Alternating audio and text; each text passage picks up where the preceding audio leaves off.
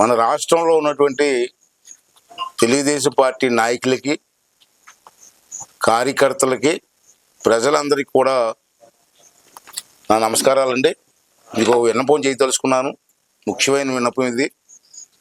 ఈవేళ రాష్ట్రంలో ఎన్నికలు ఏ విధంగా జరిగి చూశారు.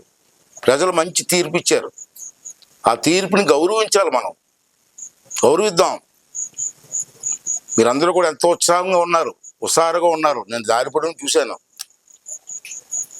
ఇంచేతున్నారంటే ఉన్నారంటే రాష్ట్రంలో తగలబడిపోయింది. ఎన్నో హింసించారు.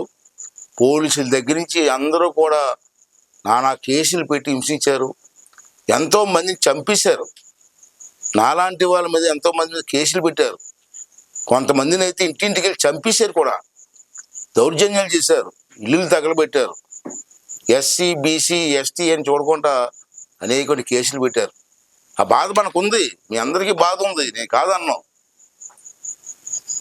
దాన్ని ప్రతీకారం తీర్చుకోవాల్సిన అవసరం కూడా మనకు ఉంది. తీర్చుకుందాం. అది చట్టపరంగా తీసుకుందాం. నేను వదిలిపెట్టను. చంద్రబాబు నాయుడు వదిలిపెట్టినా నేను వదలను. మన మీద ఎవరైతే కేసులు పెట్టారో, మన కార్యకర్తల మీద ఎవరైతే దౌర్జన్యం చేశారో వాళ్ళందరినీ కూడా కటకటాల పంపిస్తాం. అవసరమైతే వాళ్ళు చర్య తీసుకుంటారు. దాన్ని వదిలిపెట్టే ప్రసక్తి లేదు. ఎంత పెద్దోడైనా. విశాఖపట్నంలో భూములు దోపిడీ చేశారు. ఆ భూములు కూడా వదిలిపెట్టే ప్రసక్తి లేదు. ఎంత పెద్దోడైనా, ఐఏఎస్ ఆఫీసర్ అయినా, ఎవడైనా ప్రభుత్వ భూముల్ని, ప్రజల ఆస్తుల్ని ఎంత విచ్చలవిడి దోపిడీ చేశాడో ఆ సైకోగాడు రెడ్డిగాడు ఒకడు ఉన్నాడు, విజయసాయి రెడ్డి. ఆన్ని కూడా వదలలేను. జ్యుడిషియల్ ఎంక్వైరీ వేసి వాళ్ళందరినీ కటకటాలకు పంపించి ఏర్పాటు చేస్తాను. ప్రజల ఆస్తుల్ని కాపాడుకుందాం. ఇది నా విన్నపం. ఇవాళ చూశారు, రాష్ట్రంలో ప్రశాంతమైన వాతావరణంలో ఎన్నికలు జరిగాయి. అది జగన్మోహన్ రెడ్డి తట్టుకోలేడు. ఎందుకు తట్టుకోలేడు? సైకో. ఈ పాటికి ఇంట్లో టీవీలో బదపలిసి ఉంటారు శుభ్రంగా. Psycho mentality. అయినా మనం రెచ్చిపోకూడదు. వాడు మనల్ని రెచ్చగొట్టడానికి చూస్తున్నాడు. ఈ 3 రోజుల్లో మనల్ని రెచ్చగొట్టి మళ్ళీ మన మీద కేసు పెట్టి కొంతమంది చంపేసి తెలుగుదేశం పార్టీ నాయకులు చంపేశారని చెప్పడం కోసం ప్రయత్నం జరుగుతున్నాయి రాష్ట్రంలో. అందుకే ఎలక్షన్ కమిషన్ వాళ్ళు మాకు మంచి పని చేశారు. 6వ తారీఖు వరకు ఈ ఎన్నికల విషయంలో ఊరేగింపులు కానీ, మందుగుండు సామాను కాల్చడం కానీ, సభలు కానీ, ర్యాలీలు కానీ ఏం చేయకూడదని చెప్పి ఒక ఉత్తర్వులు ఇచ్చారు. అది మన కోసం ఇచ్చారు, మనకు వ్యతిరేకంగా కాదు. రాష్ట్రం కోసం ఇచ్చారు. రేపు రాష్ట్రంలో గొడవలు జరిగి కొంతమంది చచ్చిపోతే ఎంతమంది ప్రాణాలు పోతాయండి? ఇది మన సంతోషం అండి.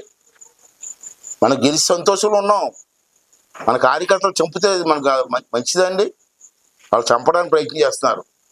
మనం చూసారు, రాయలసీమలో కొన్ని ఊర్లో పెట్రోల్ సీసాలతో పెట్రోల్ బాంబులు తయారు చేసి పెట్టుకున్నారు. ఎందుకు పెట్టుకున్నారండి? వాళ్ళు ఓడిపోతారని తెలుసు. ఇవాళ మన ఇళ్ల మీద దాడి చేసి వాళ్ళని హింసించడానికి ప్రయత్నం చేస్తున్నారు. అవకాశం మనం ఇవ్వడానికి వీల్లేదు. దయించి మీ అందరినీ కోరుకున్న దండం పెట్టి మరీ కోరుతున్నాను. 6వ తారీఖు వరకు మీరు ఎక్కడా కూడా ర్యాలీలు తీయొద్దు, ఎవరితో గొడవలు పడవద్దు, దయించి ఎక్కడా కూడా మందుగుండు సామాను కాల్చొద్దు, సభలు పెట్టద్దు. రేపు 9వ తారీఖు చంద్రబాబు నాయుడు గారు ముఖ్యమంత్రిగా ప్రమాణ స్వీకారం చేస్తున్నారు. అప్పుడు వరకు ఓపిక పట్టండి. ప్రమాణ స్వీకారం జరిగిన వెంటనే what is Chandrababu Naidu, what is cabinet అని చెప్పి చూపించే బాధ్యత మేము తీసుకుంటామని చెప్పి ఈ సందర్భం మనం చేస్తున్నాను. అంటే ప్రజలందరూ కూడా సహనంతో దయించి ఓపికగా ఉండండి. మంచి అవకాశం ఇచ్చారు ప్రజలు మనకి. ఎప్పుడు లేని మెజార్టీ ఇచ్చారు. ఆడి ప్రతిపక్ష హోదా కూడా రాలేదు. ఇవాళ ప్రతిపక్ష హోదా కూడా లేదు ఆడికి. అదే అంటాను, ఇప్పుడు కూడా తప్పు చేసిన వాడు దేవుడు క్షమించడండి. అసెంబ్లీలో చంద్రబాబు నాయుడు గారిని వాళ్ళ ఆవిడ్ని తిట్లు మర్చిపోతారు జనం. ఆ రోజు చంద్రబాబు గారిని వాళ్ళ ఆవిడ్ని తిట్లు, ఆ శాపమే ఈరోజు జగన్మోహన్ రెడ్డికి ఇటువంటి గతి పట్టిందన్న విషయాన్ని ప్రజలు కూడా గమనించవలసిన అవసరం ఉంది. భగవంతుడు ఉన్నాడు. మన దృష్టి అంతా ఒకటే, రాష్ట్రాన్ని బాగు చేయడం, ప్రజలకు అండగా ఉండడం, ప్రజలకు మేలు చేయడం.